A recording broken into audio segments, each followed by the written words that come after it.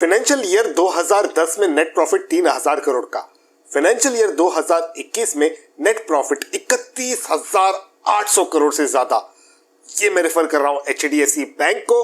Financial year 2010 में net profit 3,241 crore का, financial year 2021 में नेट प्रॉफिट 18,740 करोड़ का। और मैं ये रेफर कर रहा हूं एचडीएफसी लिमिटेड को। अब एचडीएफसी बैंक और एचडीएफसी लिमिटेड का जो ये मेगा मर्जर का न्यूज है, वो किसी भी ऐसे व्यक्ति से नहीं छूटा है जो शेयर बाजार को फॉलो करता है, जो शेयर मार्केट की न्यूज को ट्रैक करता है, या दिन में 5 मिनट के लिए भी शेयर मार्केट पे अपनी निगाह डालता है। आज के इस एजुकेशनल वीडियो में की टॉपिक्स जो मैं कवर करने जा रहा हूं, उनमें हम मर्जर की बात करेंगे, क्यों ये मर्जर हो रहा है, कितनी ड्यूरेशन में ये मर्जर कंप्लीट होगा, इस मर्जर के बाद डिपॉजिटर और शेयर होल्डर का क्या होगा, और अंत में हमेशा की तरह मेरा एक ओपिनियन भी होगा। मैं इसे बिल्कुल टेक्निकल लेवल पर नहीं लेके जाऊंगा, बेसिक आपके जो अनआंसर्ड क्वेश्चंस है उनको रिजॉल्व करने का एक प्रयास करूंगा। तो आप बने रहिएगा मेरे साथ। शुरू करते हैं इस इंफॉर्मेटिव वीडियो को, आइए मिलकर सीखते हैं।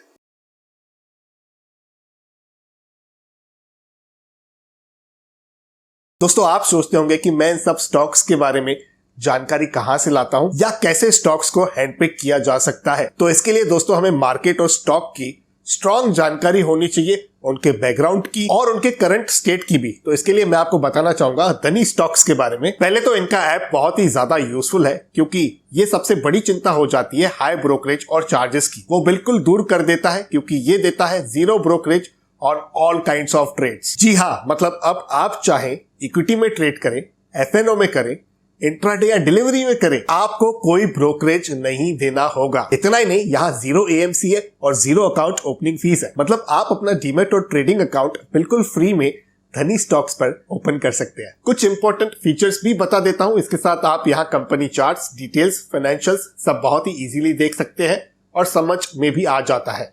और आपको real time market news, IPO listing, top gainers और top losers of the day या आपकी फेवरेट कंपनी वॉच लिस्ट में भी डाल सकते हैं। आपके इन्वेस्टमेंट कहां और कितने लगे हैं, इसको एक जगह which is your personal dashboard में पता चल जाता है। This is so easy and convenient now. आप अकाउंट ओपन कर सकते हैं इन 4 स्टेप्स में। पहला, धनी ऐप को प्ले ऐप स्टोर से डाउनलोड करें, स्टॉक्स टैब होम पेज से क्लिक करें, ऑनलाइन केवाईसी कंप्लीट करें by adding your PAN, Aadhaar details और वेरीफाई होकर your free demat and trading account is ready to use. अब इतना सब है तो देर किस बात की, डिस्क्रिप्शन में दी गई लिंक को विजिट कीजिए और अपनी इन्वेस्टिंग जर्नी को और भी अच्छा बनाइए। और हाँ, फ्रीडम फ्रॉम ब्रोकरेज भी हासिल करें ओनली विद धनी स्टॉक्स। ये जो मेगा मर्जर है दोस्तों, वो होने जा रहा है एचडीएफसी बैंक और एचडीएफसी लिमिटेड के बीच में। 4 अप्रैल को एचडीएफसी के बोर्ड ने एचडीएफसी इन्वेस्टमेंट लिमिटेड और एचडीएफसी होल्डिंग्स लिमिटेड का एचडीएफसी बैंक लिमिटेड के साथ मर्जर का अप्रूवल दे दिया है। अब इस मर्जर के बाद दोस्तों एचडीएफसी बैंक जो है वो इंडिया की, हमारे भारत देश की 3rd लार्जेस्ट एंटिटी बन सकती है, अगर हम ओवरऑल मार्केट कैपिटलाइजेशन के हिसाब से देखें इस चीज को तो। लेकिन यहाँ पर सबसे कॉमन क्वेश्चन ये है कि मर्जर कब तक होगा। देखिए, जो इन्फॉर्मेशन अभी तक फ्लोट हो रही है उसके हिसाब से इस मर्जर को कंप्लीट होने में थोड़ा सा समय जरूर लगेगा। यहाँ पर 2nd या 3rd क्वार्टर फाइनेंशियल ईयर 24 तक का टाइम फ्रेम लग सकता है इस मर्जर को कंप्लीट होने में। लेकिन ये मर्जर आखिर क्यों हो रहा है दोस्तों?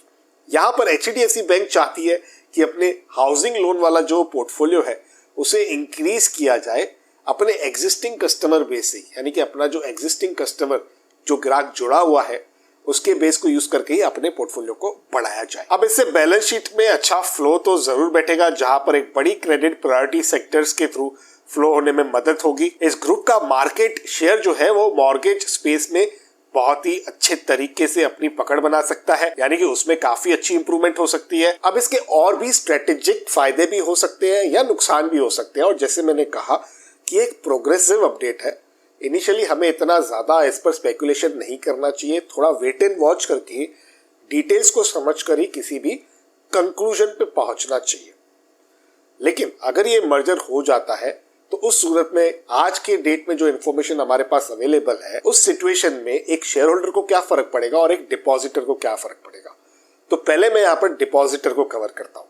देखिए, अभी क्या होता है कि आप देखोगे एचडीएफसी बैंक में अगर आप एक सेट ड्यूरेशन की फिक्स डिपॉजिट कराते हो, वहां पर एक रेट ऑफ इंटरेस्ट होता है, और एचडीएफसी में भी अगर आप फिक्स डिपॉजिट कराते हो उसी सेट ड्यूरेशन का, तो वहां पर भी एक रेट ऑफ इंटरेस्ट होता है, लेकिन वो थोड़ा सा बेटर होता है। तो ऐसे केस में जब ये मर्जर कंप्लीट हो जाएगा तब ये एक ही कंपनी हो जाएगी, एचडीएफसी बैंक।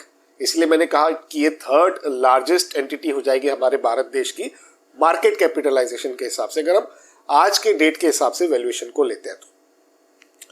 अब उस केस में डिपॉजिटर को हमेशा जो ये इंटरेस्ट रेट का वेरिएंस है वो देखने नहीं मिलेगा, क्योंकि ये बैंक बन गई तो बैंक अपने बेंचमार्क लिंक्ड रेट्स के हिसाब से ही आपको इंटरेस्ट प्रोवाइड कराएगी। तो आपका वो थोड़ा एडिशनल बेनिफिट जाते हुए जरूर दिख सकता है। लेकिन अगर आप एग्जिस्टिंग डिपॉजिटर हो तो घबराइए बिल्कुल नहीं। यहां आपका जो डिपॉजिट है वो सेफ है, बिल्कुल सुरक्षित है।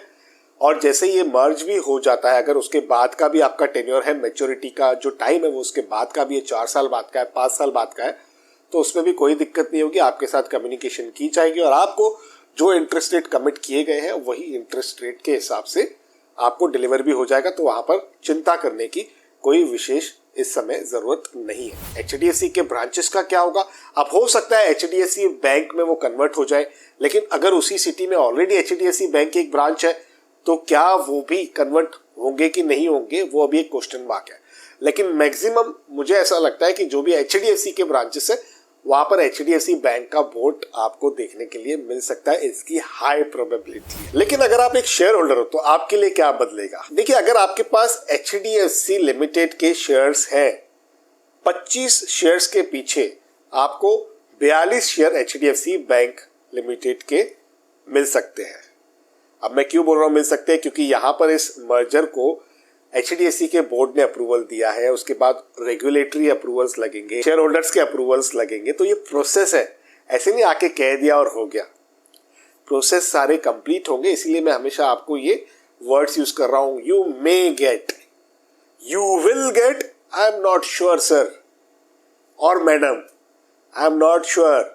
दिस इज शेयर मार्केट, यहां श्योर गारंटी डिक्शनरी में ही नहीं है ना शेयर मार्केट के, सच कह रहा हूं। शेयर मार्केट के डिक्शनरी में श्योर, शॉर्ट, गारंटीड ये सब चीजें नहीं होती है। लेकिन आज जो इन्फॉर्मेशन आई है, आज जो इन्फॉर्मेशन हमारे सामने है, उसमें यही लग रहा है कि अगर आपके पास 25 शेयर है एचडीएफसी लिमिटेड के, तो 42 आपको एचडीएफसी बैंक लिमिटेड के शेयर्स मिल जाएंगे। उसकी रिकॉर्ड डेट इनके मर्जर की जैसे ही प्रोग्रेस आती जाएगी, अपडेट्स में आपके साथ एक्सचेंज करता जाऊंगा, तो उसकी जानकारी भी आपको जरूर प्राप्त होने ही वाली है। लेकिन यहां पर मुद्दे की बात क्या आती है, अगर 26 शेयर है तो 27 शेयर है तो यूजुअली ऐसे केसेस में क्या होता है कि आपको उतने शेयर्स के फिर पैसे दिए जाते हैं जो आपके डीमेट अकाउंट के साथ लिंक होता है बैंक अकाउंट, उस अकाउंट में वो पैसे डिपॉजिट किए जाते हैं। कि मान लीजिए 27 शेयर है तो 25 के बदले तो आपको 42 शेयर मिल गए, लेकिन बाकी जो रिमेनिंग 2 शेयर के वैल्यू है डेट पर, उसके हिसाब से आपको आपके अकाउंट में पैसे दिए जाते हैं उन 2 शेयर्स के। यूजुअली ऐसी प्रैक्टिस चलती है, लेकिन इस केस में किस तरीके से ये वर्किंग्स निकल कर आएगी आज के डेट में केवल स्पेकुलेशन है, एक फॉर्मल स्टेटमेंट नहीं है। तो एज अ सेफ खेलना है तो भैया अगर किसी के पास 25 शेयर है एचडीएफसी लिमिटेड के, तो पकड़ के रखने में थोड़ा फायदे का सौदा जरूर लग रहा है। लेकिन अगर मैं मेरे ओपिनियन की बात करूं दोस्तों, जिसके लिए आप मेरे साथ जुड़े हुए हो, मेरे वीडियोस भी देखते हो, तो आने वाले कुछ सालों के लिए मुझे जरूर ऐसा लग रहा है कि चीजें ऐसे ही चली तो वो दिन दूर नहीं है जहां पर एसबीआई के बराबर आप एचडीएफसी बैंक को खड़े होते हुए दिखे in terms of market capitalization. ये बिल्कुल पॉसिबल है, क्योंकि इतने बड़े मर्जर के बाद गैप भी तो कम हो रही है। अपने कॉम्पिटिटर के नजदीक जाके बैठने की पूरी कोशिश में लगा पड़ा है एचडीएफसी बैंक। ऐसा हुआ तो ये प्राइवेट सेक्टर बैंक जो है वो आपको लीड करता हुआ भी दिख सकता है। और मैं ऐसा क्यों कह रहा हूं ना दोस्तों, उसके पीछे लॉजिक भी है। अगर हम केवल 20% के लोन ग्रोथ के हिसाब से भी देखें ना, तो ये जो ताज है एसबीआई का, वो एचडीएफसी बैंक पर भी आ सकता है। ऐसा मुझे मेरे लिमिटेड नॉलेज के हिसाब से लग रहा है, इसलिए इसे मैं मेरा ओपिनियन कह रहा हूं। लीडर है नो डाउट, हिस्टोरिकल अच्छे रिटर्न्स बना कर दिए हैं, इंट्रो में ही आंकड़े बता दिए, नेट प्रॉफिट के आंकड़े बताए, पूरे मार्च 2010 से बताए, तो दिख रहा है it is a winner, right? It is not a loser, it is a winner. और आगे भी जिस हिसाब से अभी काम काज चल रहा है, स्ट्रेटेजिक मूव्स लेते हुए दिख रहे हैं, मुझे लग रहा है अभी तो फिलहाल आगे और 5-8 साल तो यहाँ पर घबराने की जरूरत नहीं लग रही है। लेकिन जैसे मैंने कहा, शेयर बाजार है, हमेशा हमें अपनी आंखें खुली रखनी है। यहाँ पर नजर हटी दुर्घटना घटी, वैसा वाला थोड़ा रूल चलता है। तो अगर कुछ भी ऐसी बात होगी तो मैं आपको वीडियो के माध्यम से या मैसेज के माध्यम से, जो मैं अक्सर आपके साथ किया करता हूँ, मेरे टेलीग्राम ग्रुप में शेयर करता रहता हूँ आपके साथ। किया है ना ज्वाइन? नहीं किया तो कर लीजिए, सर्च कीजिए संडे निवेश, आपको मेरा टेलीग्राम ग्रुप दिखेगा, जिसे ज्वाइन करना बिल्कुल भी फ्री है। नीचे डिस्क्रिप्शन में आपको लिंक मिल जाएगी, उस लिंक के माध्यम से भी आप हमारा टेलीग्राम ग्रुप या टेलीग्राम चैनल जो है उसे ज्वाइन कर सकते हो। तो यहाँ पर मैं आपके साथ उस इंफॉर्मेशन को शेयर करने का प्रयास भी करूंगा इस टॉपिक पर, लेकिन हम थोड़ी क्लोज नजर रखेंगे। पीरियोडिक जो भी अपडेट्स आते हैं वो भी मैं आपके साथ शेयर करता रहूंगा। तो मैं उम्मीद करता हूं कि आपको इस वीडियो में बताई गई जानकारी से थोड़ा एक बेसिक ओवरव्यू मिला होगा कि एज ए डिपॉजिटर आपके लिए क्या चेंज है। कोई मेजर बदलाव नहीं है। एज ए शेयर होल्डर आपके लिए क्या चेंज है, आपको 25 के बदले 42 HDFC बैंक के शेयर्स मिल सकते हैं। इसकी जो रिकॉर्ड डेट है, उसकी जो डिटेल्स है, वो सारी मैं आपके साथ जैसे ही ऑफिशियल कम्युनिकेशन आती है उसे समझ के आपको भी जरूर समझाने का एक प्रयास करूंगा।